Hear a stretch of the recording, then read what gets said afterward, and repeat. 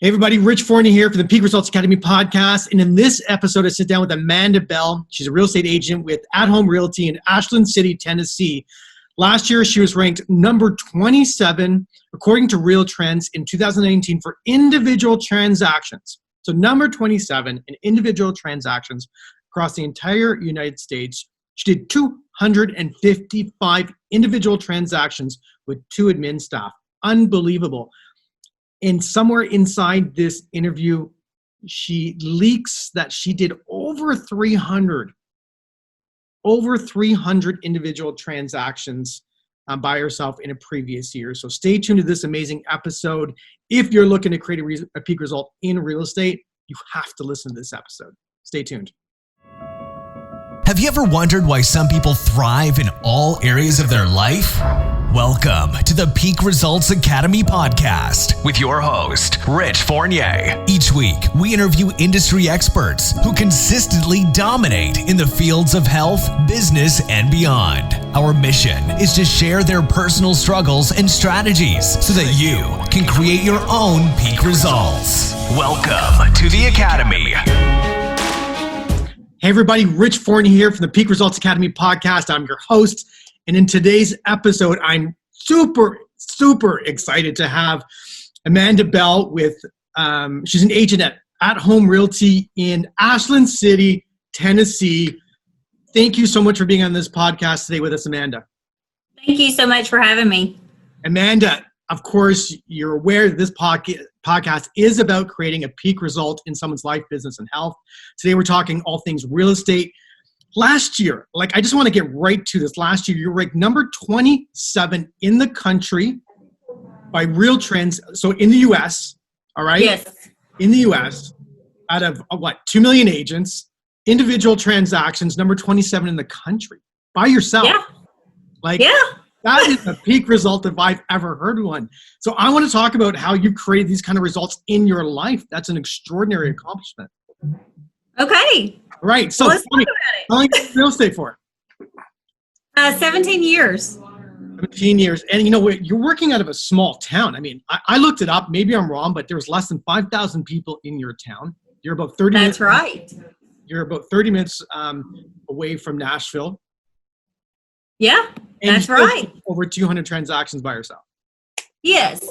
Well, I think that for me, I don't box myself into a certain geographic location. I mean, yes, my office is in Ashland City, just outside of Nashville, but I service all of Middle Tennessee. So whether that be, an hour and a half from here, I'm still servicing those areas. And I think you have to go where the work is, Now, as my business has grown, I have been narrowing down my service area.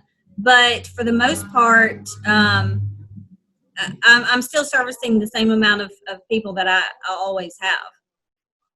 So the type of mindset that you have, where did that mindset come from to be able to look and say, I'm going to do over 200 transactions by myself in a calendar year? That there's something unique. Well, I've never dreamt that it would be like that, to be quite honest with you. I mean, I have been extremely blessed.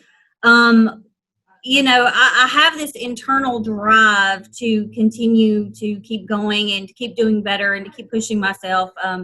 About 17 years ago, there was a certain person that had said some words to me that not necessarily about real estate, but about life in general, that was like, well, you won't do this and you won't do that, and you'll never be any more than what you are right now. And, those words have pushed me to continue to,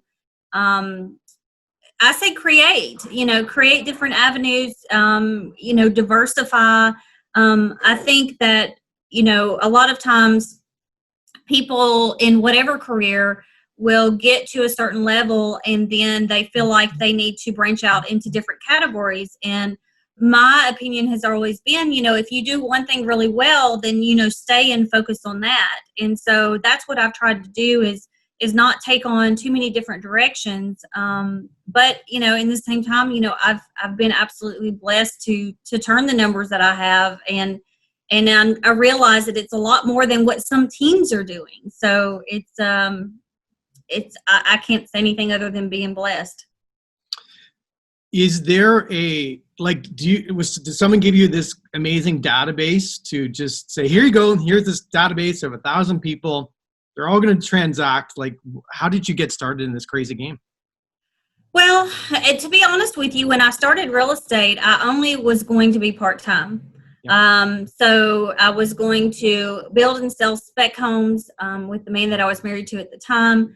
I got my license in April of 2003. In August, we ended up filing for a divorce. So my life has really transformed based on, sink or swim. I had a full-time job at that time, but things changed. It got cut to part-time, and then real estate was a full-time necessity. One of the other things that I've always said is, I don't consider myself, a seller's agent, a buyer's agent, a traditional agent, a REO agent, a land agent. I move with the market. I consider myself fluid. If I'm needed on the seller side, then I'm going to work the seller side. If I'm needed on the buyer side, then I'm going to work the buyer side. Too many times I think we get tunnel vision about what we are or what we are not, and it doesn't allow you to see the big picture. I mean, I was speaking to an agent yesterday, and I said, real estate is about a conglomeration of all parties involved doing what they need to do to meet the final goal. And if that means that you need to help a buyer's agent with a home inspection or providing information that they need to fulfill their side, then that's what you need to do. This is not a competition between agents, buyer's agents and seller's agents. This is a partnership, and we're all in this together. But the other thing, I wasn't handed a database. I started from ground one. And I think the biggest thing is you have to look at your clients like an investment. They're investing in you. They're going to pay you. That's their investment. But you have to invest in them, because you can't have somebody that says, hey, look, my ultimate goal is to have a house that I can have 3 kids in it, and then turn around and sell them a 2-bedroom house. Because 2-3 months from now or 2 years from now, when they're getting that 3rd kid or whatever, they're not happy with you because they told you up front what their goal was and you didn't protect that goal. So if you'll invest in your clients, they turn around and invest in you, not only by paying you a commission, but then they're going to refer you more business. And referrals, we all know, are the best part of the business. It's not the leads that we pay for. It's the referrals, the people that automatically want to work with you because you're good at what you do. Those are the ones that bring us the most business. So it's just, I don't want to say it's about turnover because, yes, we do like repeat clients, but in all honesty, that's like an every 3-year period, 3 to 5 years. So you need the people that are going to turn around and give you the referrals, and that builds your database. How do you handle that number? Like, do you have a huge admin staff? I have 2. I have one, which is like my office manager, and she helps me with the listing side of it. And then I also have a contract coordinator. I have tried the virtual assistants. That didn't work so well for me because I need people in the office to help, answer phones and things like that. I do have, my own brokerage. I do have about 18 agents that work in my office, but I am very much a working broker, and my business model is not like a lot of others. A lot of people will open a real estate office with the intent to bring a bunch of agents on underneath them, which is fine. But my thing is that as you become more of the manager, you lose your credibility as being the salesperson. And I use salesperson loosely because I don't consider myself a salesperson. But you lose your credibility in being a salesperson. And so then what happens when the market tanks, or then when we have a shift and we have a mass exodus like we did, between 2006 and 2008, your people that were feeding you, basically, that were paying your bills, have gotten out of the business at that point. Not all of them, but some of them. So I've always said, I have an office so that I have a place to work. If you want to join my company as a realtor, I am happy to have you, but I am a working broker. I don't sit at my desk and wait for my agents to ask me if they have questions. They will contact me and we'll work through it. But I am very much a working broker, and my office is so that I have a place to work, not so that I can have this big empire and have all these agents underneath me. What they make to me is gravy. I have a responsibility to pay my own bills. They don't have that responsibility to pay my bills. So it's a little bit different than a lot of the franchises that you'll see. Yeah, I mean, no, like you're absolutely right. You're looking at 200 plus transactions individually is bigger than a lot of teams that I know. Well, and I've talked to several team leaders, and I know that people are going to kill me when I say this. I have a lot of them that are good friends of mine, and at the end of the year, we'll compare numbers. And I remember one year, several years ago, I think I had done 370 that year, and my friend has a team of 5, and he spends, I think, $18,000 a month on purchasing leads. And I said, well, so how did you do last year? And he's like, well, we did okay. And I said, well, what'd you do? And he said, well, I did 100. I said, I'm sorry, what? And he goes, I did 100. And I said, then I would fire every one of them. And he said, well, what do you mean? I said, they're not working, they're playing. I said, I was doing 30 transactions as an individual agent at the worst part of the market. And I had just opened my own office. I said, when you break it down to 25 transactions per agent, to me, that's not a lot. That's a part-time agent in today's market. So he was like, well, let me put you on speakerphone because we happen to be having a staff meeting at the moment. And I told him, I said, I would fire every one of you because you're not working, you're playing. So I'm a little bit tougher when it comes to that. 370 transactions. Yeah. Buyers. Okay. Like you have to understand. Okay. So can I just put some context here? Okay. Sure. I'm so glad to have met you. So we have a team near me and they're probably the number 2 team in the area. There's 60 people on the team, and that includes admin staff. They do about maybe 650. And they have how many people on the team? 40 to 60. So break that down into numbers. I have many times. And so I was talking to one of the top teams in Canada for a Canadian company yesterday. They're just shy of 700 and they're probably around the 40 or 50 mark. Mm-hmm. And I'm hearing you and I want to get on a plane and come sit and follow you for a week. If I was allowed to fly over to Tennessee right now, so I'm not allowed because of the COVID thing, but I want to come down there and just follow you for a week to figure out who do I have to be to create those kind of numbers. That's extraordinary. Well, I mean, I'm going to tell you in all truthfulness, my business really took off in 2010, and it's just continued to be better and better. Now, although my transactions numbers are lower than they were in 2016, which was when I did the 370, my average sales price has gone up. So, it's work harder, not smarter, not harder, but it's a sacrifice. It really is. I mean, I will be the first to tell you I don't have much of a life. I have certain goals that I want to accomplish and by a certain age, and I'm willing to make those sacrifices. So I work a lot. I mean, I put in probably 16 hours a day, at least 5 days a week. And then, weekends, I'm still working 10 and 12 hours.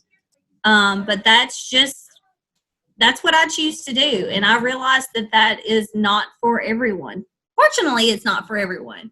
But I usually get to the office at 6 o'clock in the morning. I like that time to, kind of get a jump on the day, get organized. I am on Main Street, so a lot of my clients will drive by. They'll see me here. They'll call, hey, I saw you're at work, so I have a question.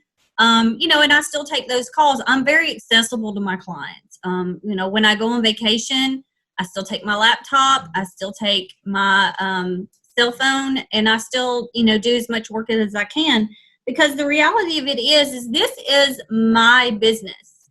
and I don't mean at-home realty. I mean real estate. Like, I am Amanda Bell. Amanda Bell has her little real estate within at-home realty. And I tell my agents, when you come to work here, I'm not asking you to brand at-home realty. I want you to brand yourself. You just work for at-home realty, So, because people call here and they call not because of who at-home realty is, it's because who their agent is. It's either me or one of my agents. And that's why they're calling, not because of who we all work for, So you have to look at it as a business. I mean, I can't tell you how many calls we get and they're like, well, my agent's out of town, so can you show me a house? And it's like, well, who's covering for your agent? Well, nobody. Why?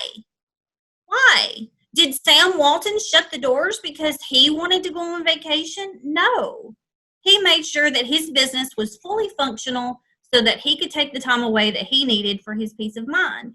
And I think that so many people forget that. This is their business. It's not their broker's business. It's their business. And it's their responsibility to make sure that their clients are taken care of. Because real estate is a cruel, cruel world. People don't care if you have a death in the family. They don't care if you're sick. They don't care about COVID. They want to know, how are you handling whatever challenge is being thrown your way? And another broker and I had a conversation here about COVID. Fortunately for Tennessee, real estate agents were deemed essential, so we didn't have to stop working. Now, there were agents that stopped working, and that's fine. I respect that. For the most part, society is going to be forgiving as long as those directives are out by the government. But the minute those directives are pulled back, if you're not fully functional, society is not going to be forgiving, and real estate agents are replaceable. I did a Facebook post one time and I said, okay, if you had to choose between, if you could choose the best, to have the best in these categories, which ones would you be willing to wait for if you couldn't have them right now? So I did real estate agent, financial advisor, CPA, doctor, and lawyer. So the majority of the people would wait for the best doctor. They would wait for the best lawyer. But they weren't necessarily willing to wait for your CPA, your financial advisor, or your realtor. So I think what people don't understand is there is a correlation between your financial health and your physical and mental health. If people are stressed out about money, then it's going to affect their physical health. It may make them make bad decisions where they have to have an attorney. They all intertwine, but I don't think people have caught on to that yet. So, no, as a agent that sells 200 to 300 transactions a month, I may not always be available right that moment. But if you have to wait an hour or 2 hours, or maybe we have to schedule the following morning, it's always going to be in your best interest to go with somebody who is good at what they do, because ultimately it could end up costing you money in the long run. I agree completely. The mindset that you have is extraordinarily strong. I think it's probably 90% of your business because of the mindset that you have. How was that created? Did you have a coach? Did you allow reading when you made that decision? Where did that come from? Was that your parents? Was that your kid? Where did this strength of character come from? I don't know. I honestly, I don't know. I have to say it was probably just instilled in me. I don't read those books because I don't have time. I don't have a real estate coach. And people are going to kill me when I say this, but a lot of the coaches aren't practicing real estate anymore. So it's hard for me to have a coach that's not doing what I do. Does that make sense? 100%. But, I have done a lot of history on my family, and my fourth great grandfather was Montgomery Bell, which I know you're not really going to know who that is. But he brought ironwork to the area, and they say that he was very stern and very direct. And so I feel like I have a lot of him in me. And then my grandmother, apparently one day, my grandfather and her had bought a house. They were still renting from her uncle, and my grandfather kept putting her off on moving to the new house. And so he went to market one day to sell the produce, and she kept the kids home from school, and she moved while he was gone. I just have this incredible drive and incredible, just, I don't know, sternness and focus on what I want out of life. And it's not going to go anywhere. Well, I want what I want when I want it. Do you like real estate? Like, listen to this question, okay? Do you like the property? Do you like, or is it about winning on the transaction and winning for your client and winning in the world of real estate?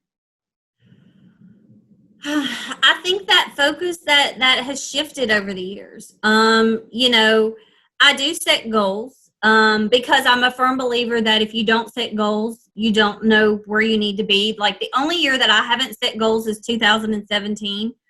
And because 16 was great. And I was like, oh, if I never do any better than that year, I'm going to be fine. Well, I noticed throughout that year that I didn't have any goals set, and I wasn't pushing myself, So I said, I will never do that again. So at the beginning of the year, I always set goals. And whether that is numbers, or whether that is like transactions or sales price or whatever it is, I always set goals. And I'm a crazy freak about Excel spreadsheets. So I have an Excel spreadsheet that every time I have a sale, it goes in there, and I have pie charts in there. So like, I know, is it traditional? Is it REO? Is it a seller? Is it a buyer? Is it land? Is it a house? I have broken down with monthly goals on sales price, monthly goals on commission. It's like crazy, all these formulas everywhere. But I do think my focus has shifted. There was a time when it was like, I have to do this, and I have to feel like I'm winning at that aspect of it. And now it's more about just being an advisor. Like, I will tell people, I'm not a salesperson. Like, I firmly believe that you manifest what you want. So for me to wake up in the morning and say, okay, I'm going to write 3 contracts today. Well, to me, that's like money oriented. It's not about the client. It's about the money. I'm going to write 3 contracts. So when you get up in the morning, you go, I'm going to help 3 people today, and whatever that aspect may be. You may not write a contract today, but you're helping somebody get closer to their goal or something like that. So for me, that's the aspect of it. And yes, I'm not going to lie. Once you get to where I'm at or anybody that in any profession, once you get to where you feel like close to the top, yeah, you do fight to stay there. You don't want to let go of that. So yeah, there's some drive from that aspect of it, but really it's all about, the helping the people too. And the more that people believe in me, the more I can give back to the community. And you have to support your community. There's just no doubt about it. I'm sorry. I have to know, like, as you can tell, I'm at a loss for words sometimes because, very few people. I met one guy from New Hampshire who did 500 by himself, and he's got admin of 9 people. It's insane. Oh, wow. Yeah. And he's on our podcast. He'll be coming out next week. And like, is there a big spend on your marketing? Not really. Don't get me wrong. I do the Zillow. I do, the homes.com. And I do that because that is where people look. Right. We know that. But ultimately, yes, I have my own website. I have Facebook. I post all my stuff on Facebook. But even, let's take real estate out of the equation.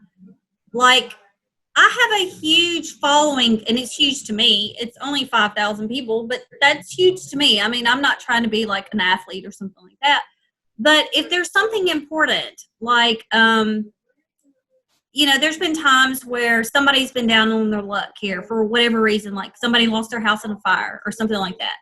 The number of people that follow me that have the hearts they have, that want to see people be successful, and want to be helpful is amazing, because like I could literally go on there right now and say, I have a family of 5 people and they lost their house and 3 of them need clothing. And within an hour, we're going to have volunteers bringing in clothing and stuff like that. So I think that you have to have, positive people. And for the first time in my life, I have gone through and started deleting people off of Facebook. I'm not opposed to a difference of opinions, but if your difference of opinion starts to affect my mental health, then you have to disconnect. When all this COVID stuff started, I totally disconnected from any news media. I told my family, my friends, I don't want to hear about it, Right. because you have to keep a good mindset, and you have to surround yourself by positive people. I have a group of girls that I hang out with more than anyone. One of them is a successful artist and jewelry designer. One of them is a CPA. One of them is another realtor. One of them owns her own gift store. One of them has a phenomenal bakery, And so when you surround yourself with like-minded people, that just pushes you to the next level as well. You feed off of each other's success. And I think that's what you have to do. If you were to start today, Amanda, what would you do today in your area? Because that's what you know. What would you do today to start off to get to the level that you've gotten to? Like, how would you start today? Well, I think, one thing that I tell people is you have to treat real estate like a job. It's really hard to stay focused when you first get into real estate because, there's a lot of downtime. So use that downtime to create your systems, to get yourself organized, because once you get to my level, it's like organization. I don't have time to start all over, So use that time wisely, Go out and ask for the business. Don't be afraid to ask for business. Join a service organization. You have to give back to the community. You have to. It's very important. So join a service organization that has something that you care about, that you're passionate about. Those people will also feed you leads. One of the simplest things that I tell people is get a name badge. Wear your name badge. Now, it's a little more difficult with COVID, but once we get past this, I tell people, don't go through the drive-through, go inside. I had an agent here. She met 2 buyers just standing in line at a restaurant waiting to order because she had her name badge on. That's free advertising. A name badge is going to be like $20, but you have to treat it like a job, and you have to demand the respect of your friends and family, because it's easy for them to think, oh, well, you can make your own hours. Can you come help me cut the grass? Or can you come help me paint my house or something like that? And I'm not saying don't help your friends and family, but set boundaries and say, look, I'm sorry, I can't do that today. I'm responsible for working for my company from 8 to 5. It's your company, and you get out of it what you put into it. So if you're not working for yourself, you're not paying yourself. That's just what it comes down to. So you have to set the boundaries for those other people. And, I built my business by working when nobody else wanted to. I came in at night. I came in on weekends. I came in on holidays. And yes, it's hard when the family's, floating down the river on a Saturday and you're working, but it's your business. They're not responsible for building your business. You are. And you have to hold yourself accountable. If you were to start today, teams are all the rage. Would you start on a team, or would you just go right No. I knew the answer to that before I even asked. I'm sorry. Did I answer too quickly? I will tell you, I have never, even in college, I only had one assignment in college that I had a teammate that I felt like we did equal work. And she and I are friends to this day.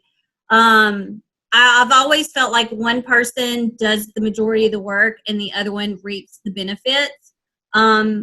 I know that there are people out there that have successful teams, and that's great because it works for them. It just doesn't work for me. Yes, I'm type A, and yes, I probably like to have too much control and too much say-so and stuff like that. And that's where I'm at right now in my life. Now, 5 years from now, 2 years from now, I don't know. I may go to a team at that point, but if I do, it's because I'm transitioning to have a little more life again. At some point I want to have a little more life again. So I may at that point. I don't know. I don't forecast that far ahead. We just take this 1 year at a time. Right. I mean, it's like COVID. We all knew something was going to happen. The market couldn't stay that good forever. You know, our market has been, or my business in general has been on an uphill climb since 2010. We all knew it. We knew it was coming. We just didn't know it was going to be in the form of a pandemic. So you just kind of have to, you know, hope for the best and know that the worst is going to come at some point in time. What advice would you give someone today to just enter the business? Like, aside from just, should they have a coach? Is there something mental they have to perform at? Do they be willing to work the 16 hours every day? Is that what it takes? Self-evaluation is the biggest thing, and be honest with yourself. You know, and it's like when we have agents that come to us that want to talk about joining our company, I'm very honest with them, and I will tell them, if you need a lot of hand-holding, you need to go to a franchise. It's not happening here. Sorry, and you really hear the boss in the background. She comes to work with me every day, but we don't do a lot of hand-holding here. You know, I will teach you what you need to know. I will help you. I will go on appointments with you. I will be there when you need me. But as far as to sit down and have a class every single day, it's not happening here. You know, and I will talk you through something 2 or 3 times, but after the third time, I really expect you to get it. So if that's not your personality and that's not the way that you learn, then you do need to go to a franchise. I mean, so you have to be honest with yourself. What are my strengths? What are my weaknesses? You know, am I one that's easily influenced by others? And when I say that, I mean the phone calls. Hey, man, you know, cut out work early and go, you know, ride motorcycles with me, or, you know, whatever. Yes, you can network that way to an extent, but the whole point of networking is meeting new people, not hanging out with your existing friends. So you have to be very self-disciplined in not just in your work hours, but money-wise. We all know that just because you write a contract doesn't mean you're getting paid. You know, I have a formula that I have always done. I will not ever stray from that formula when it comes to money. But I also know that, you know, tomorrow I may think I'm going to have 7 closings and I'll only have like 3. You know, there was one time in November last week, I had back-to-back transactions. I lost 20 grand in a week. That's painful. I don't care who you are. That's very painful. So you have to be self-disciplined. You can't just go out and blow your check just because you get it, you know. And you have to care about people. You know, the best agents are the ones that care more about disappointing their client than they do about the commission. So it really is self-evaluation. It's not easy. You don't get to just work the hours that you want to work, because if you don't work when people want you to work, then they're going to replace you. And that's just the reality of it. Yeah, that's what we see as well. Same thing. Doesn't matter what country, it's the same thing, right? Do you do mostly resale, or is it all new build? I do both. I have one contractor right now that he has probably, I say he's a medium builder. We probably sell 15 a year for him. I'm working on my biggest deal ever, which will be great if it comes through. 17 years, and I can still say my biggest deal ever. Last year was my first year. I had $4 million transactions. So, what's your average deal? Oh, my average, 175,000.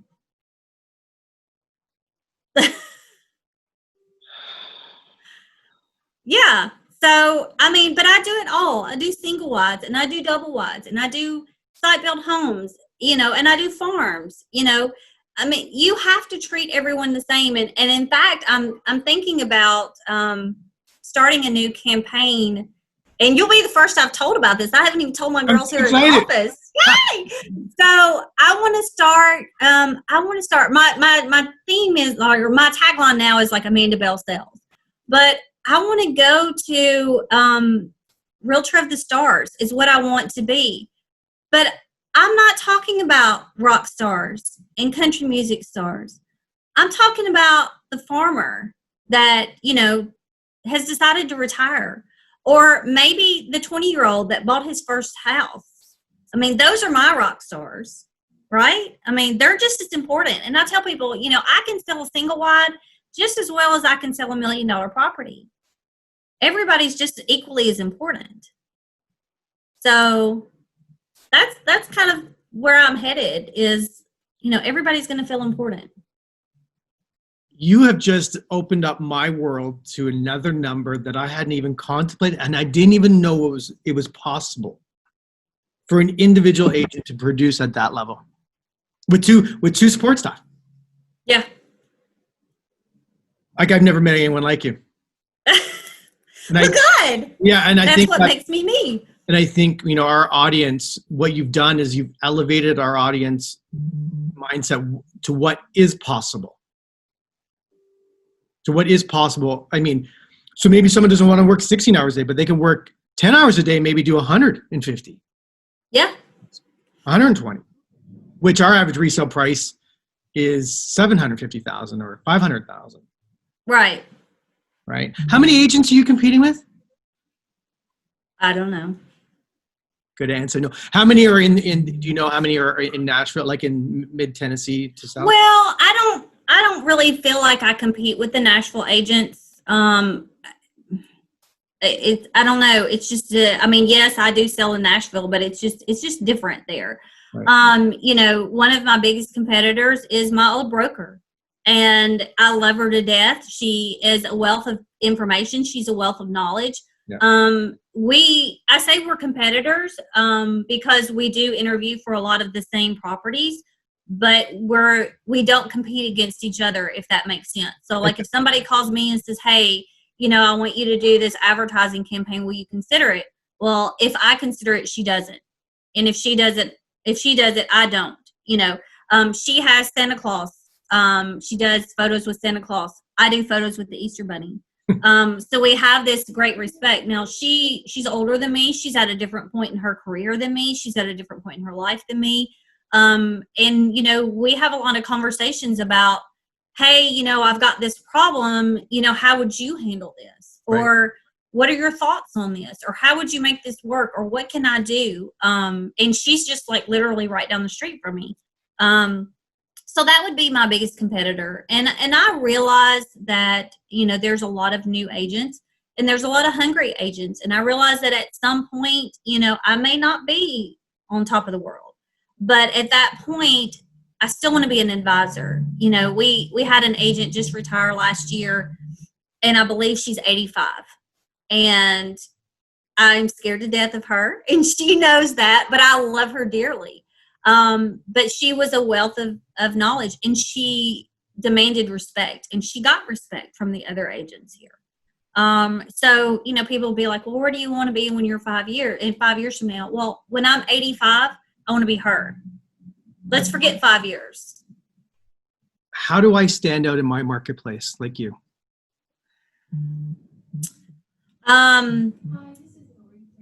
Number one, you have to be willing to work. People want to work with people that they know work hard. Okay. That's the first and foremost. And you have to be cognitive of what you put on social media. Okay. You know, if you're constantly showing your vacations and your golf games and on the lake and this and that and the other, and I'm not saying you can't go those places, but if you're constantly, if that outweighs the visual success of just listed, just sold, et cetera, then you give the appearance of not working. Does that make sense? Makes a ton of sense. So you have to work. You have to let people know that you're working, you know, and it's all about perception. So you have to do that, but you also have to not be boastful about it. You know, I had joined a program that I felt really good about, and then the turn of the program was more flashy. I'm not a flashy person. I have a nice house, but I'm not a flashy person. And my clients don't want to work with flashy people. You have to know your client base, you know. And it goes from the car you drive to the house that you live in to the clothes you wear.